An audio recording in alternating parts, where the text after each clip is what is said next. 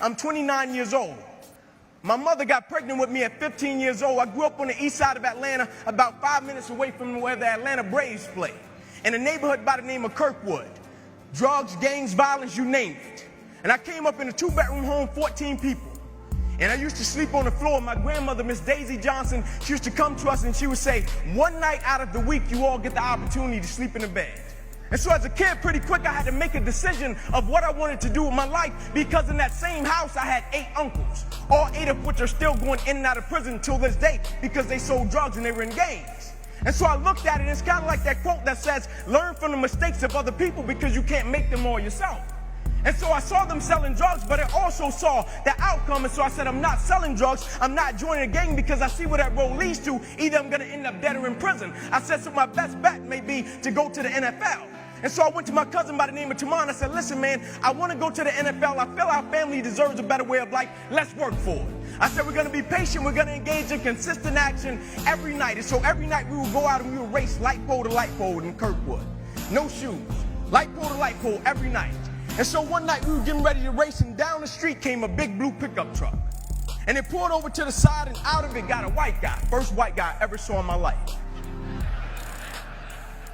True story. And my uncle Bobo, who just got sentenced to 40 years in prison, he was on one corner. My other uncle Johnny, he was on the other corner. My uncle Bobo took off running, and he looked at me. He said, Ink, don't talk to him. Saying to me, that guy has to be the police. Coach Trey walked up to us, nicest guy in the world. He said, would you kids like to play organized sports? I stepped to the front. I said, yes, sir. He said, go in the house and get your guardian. My uncle JJ was there. I went in the house. I said, Unc, there's a guy outside. He asked me if he'd like to play organized sports. I told him yes. He said, well, I go in the house to get my guardian. I'm coming to get you. Will you please talk to him? My uncle said, sure. My uncle walked outside. Coach Trey said, would you like to sign these kids up for organized sports? My uncle said, yes, sir, but I hate to tell you, we don't have the money. He said, don't worry about the money. You get them to the park and I'll take care of it. That same guy still buys me drawers and socks until this day on Christmas, and I'm 29 years old, and he started when I was 7.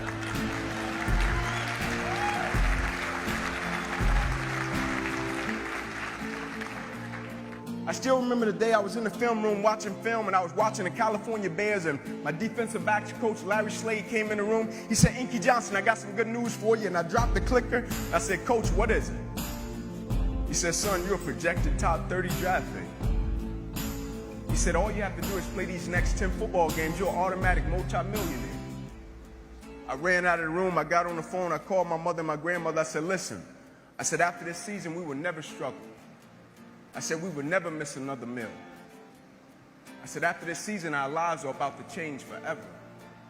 And little did I know our lives were really about to change. First game, we come out, play against California Bears. I get an interception. We shut them down. We get the victory. Second game, we're playing against Air Force. It gets late in the game, found ourselves in a dogfight. Quarterback dropped back. He released the ball to the running back coming down my sideline.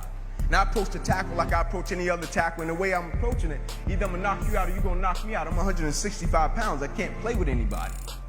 But at the point of contact, when I hit this guy, something different happened that had never happened to me before in my life. I hit him, and it seemed as if every breath in my body left. My body went completely limp. I fell to the ground. I blacked out. Never thinking that would be the last game that I would ever play in my life. They get me in the ambulance, things turn up a notch, I still don't pay it any mind. They get me over to the hospital, and as soon as my mother stepped outside of the room, the doctor rushed in from the opposite side, and he said, hey, get in here, we got to rush this guy back to emergency surgery, he's about to die. I said, what? I said, my mom just told me everything was going to be okay. Like, this is total opposite. You talking about I'm about to die. I said, what happened? He said, son, what happened? You have busted up subclavian artery in your chest. You're bleeding internally. And when I woke up from recovery, the same doctor was standing over me. He said, Inky, I have some good news and some bad news for you. I said, you got some bad news for me? After telling him I was about to die, I'm still alive. How bad can it get? I'm still here. He said, the good news is, son, we saved your life. I said, thank you, sir. He said, the bad news is you have nerve damage in your right shoulder. I said, cool. He said, but the problem is, Ink, you probably can never play the game of football again in your life. And after they got through cutting on me, they said, son, you're going to be in this hospital for the next 40 days. I walked out of the hospital on the 3rd day. They said, you broke a record. How did you do it? And I said, first and foremost, the thing I want y'all to understand I will never let a circumstance or a situation define my life.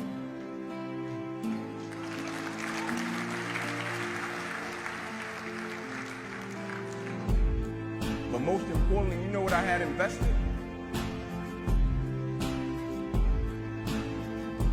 I had sweat equity. I had been working my whole life. And what I didn't understand, by being determined to chase something, by being committed to it, and what commitment is staying true to what you said you were going to do long after the mood that you have set it in has left. You see, people think commitment is saying, yes, I'll do it on the days when it feels good.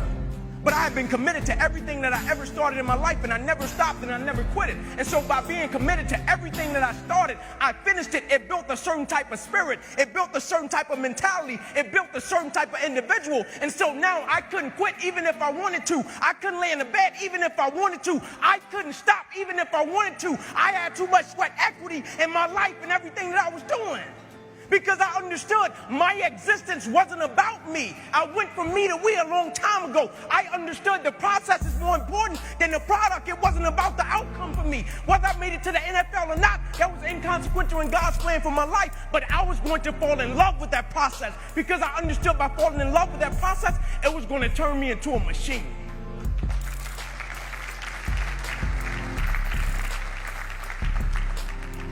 And every day I wake up, I understand I got 2 children depending on me. I understand I got a wife depending on me. I understand I got a world that needs me. The reason I go at life with the passion and the zeal that I go at it with is because I understand every day of my life is somebody in the world that is depending on me. It may not be you, and if it's just about you, you're in trouble, because I'm telling you, you're going to hit something in life that's a lot tougher than you, and it's going to test your will and it's going to test your heart. And if it's just about you and if it's just about the product, it will crush you. Every day I get up, I understand it's somebody in the free world that's looking at me to see if I'm going to keep going. And so I can't quit.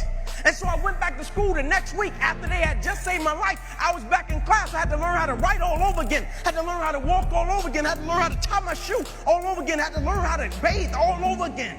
I had to learn how to live life all over again. Never one time did I say, let me go home, I need a break.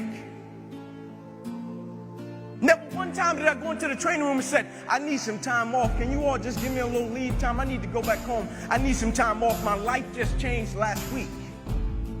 And they came to me and they said, Inky, go home. We know how much the game of football meant to you. I said, yeah, you know how much the game of football meant to me, but you don't know how much life means to me.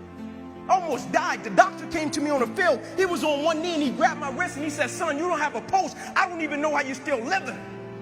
And my last doctor visit, they came to me and they said, sorry, Inky Johnson, you will never be able to use this arm and hand again in your life. I said, no disrespect to you, doc, but I will use this arm and this hand every day for the rest of my life by the way that I live my life. Every day I'm going to impact someone's life. Every day I'm going to empower someone. Every day I'm going to inspire someone. Every day I'm going to encourage someone.